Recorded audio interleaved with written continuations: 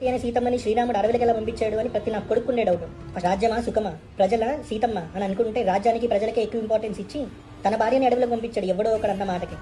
అందరికీ అనుమానం ఉంది అని చెప్పి మరి క్వశ్చన్ చేస్తే సీతమ్మ కదా క్వశ్చన్ చేయాలి, శ్రీరాముని ఎందుకు పంపిస్తున్నావు అని చెప్పి. సీతమ్మ ఎక్కడైనా క్వశ్చన్ చేసిందా? చేయలేదు. ఇతనికి గుండె మీద బొచ్చేయలేదనుకున్నాను, ఆ గుండు లోపల మెదడు కూడా లేదని ఇతని మాటల ద్వారా నాకు అర్థమైంది. సీత రాముడిని ప్రశ్నించలేదా? అసలు రాముడు సీతని ప్రశ్నించే అవకాశం ఇచ్చాడా? రాముడు సీత కోరిక తీరుస్తాను అని చెప్పేసి లక్ష్మణుతో అంటాడో, నువ్వు సీతని గౌతముని ఆశ్రమానికి తీసుకెళ్ళి అక్కడ వదిలేసి వెంటనే వచ్చేయి అని అంటాడు. పాపం సీతకి ఈ విషయం తెలీదు, నా భర్త నా కోరిక తీరుస్తున్నాడు, నేను ఆశ్రమాన్ని చూసి మళ్ళీ తిరిగి వచ్చేద్దాం అని హ్యాపీగా ఉంటది. దారిలో ఆశ్రమానికి వెళ్తున్నప్పుడు కూడా సీత అంటారు లక్ష్మణుని, నాకేదో కొంచెం తేడాగా ఉందని. లక్ష్మణుడు అంటాడు, అబ్బే అదేమి లేదు వదినా అని అంటాడు. అంటే రాముడు ఏ అదవ పని చేస్తే లక్ష్మణుడు దానికి తానతందానా అని అంటాడు. ఆశ్రమానికి తీసుకెళ్ళి సీతను అక్కడ వదిలేసిన తర్వాత చెప్తాడు, మా అన్నయ్య నిన్ను ఇక్కడ వదిలేసి రమ్మన్నాడో తీసుకురమ్మనలేదు అని. అప్పుడు తెలుసుకుంటుంది వీళ్ళిద్దరు చేసినటువంటి ఎదవ పని. అప్పుడు బాధపడుతుంది, అప్పుడు ఏడుస్తుంది.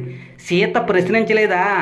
సీతని అగ్ని పరీక్ష పెట్టినప్పుడు సీత రాముడిని ఎన్ని ప్రశ్నలు వేసింది, ఒక్క ప్రశ్నకైనా సమాధానం చెప్పాడా?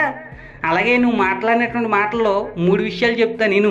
ఒకటే, ఎవడో ఒక్క శాఖలోడు అనుమానించాడని రాముడు సీతను అడవులు వదిలిపెట్టేడా? ఇంతకంటే అజ్ఞానవంతుడు ఎవడన్నా ఉంటాడా? ఈ మాట గుర్తుపెట్టుకో, లాస్ట్ను మాట్లాడుకుందాం.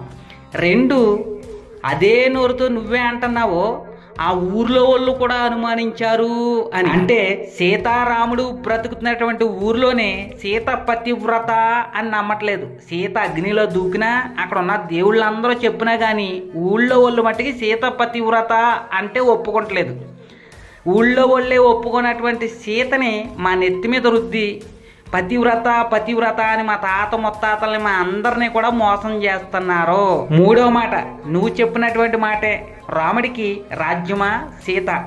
రాజ్యంలో ఉన్నటువంటి ప్రజలందరూ సంతోషంగా ఉండాలి అని అంటే రాముడు సీతని అడవులో వదిలిపెట్టేలా, అప్పుడు రాజ్యంలో ఉన్నటువంటి ప్రజలందరూ సంతోషంగా ఉంటారా? అసలు రాముడు నిజంగా రాజేనా? రాజుకు ఉండేటువంటి లక్షణాలు అసలు ఉన్నాయా? ఇందాక మాట గుర్తు పెట్టుకోమన్నాను కదా, అది అడుగుతున్నాను. ఎవడో ఒక శాఖలోడు అనుమానించినందుకు శాఖలోడు ఒక్కడికే అనుమానం ఉందా? రాముడికి కూడా అనుమానం ఉందా? ఒకవేళ రాముడికి అనుమానం లేకపోతే శాఖలోడు చెప్పింది నిజమా అబద్ధమా అని తెలుసుకోకుండా అబద్ధాన్ని బట్టి ఎందుకు తీర్పు తీర్చాడు? అసలు రాజు అనేవాడు సత్యాన్ని బట్టి తీర్పు తీరుస్తాడా, అసత్యాన్ని బట్టి తీర్పు తీరుస్తాడా? అసత్యాన్ని బట్టి తీర్పు తీర్చేవాడు రాజు ఎందుకు అవుతాడు? అజ్ఞానవంతుడు, దరిద్రుడు,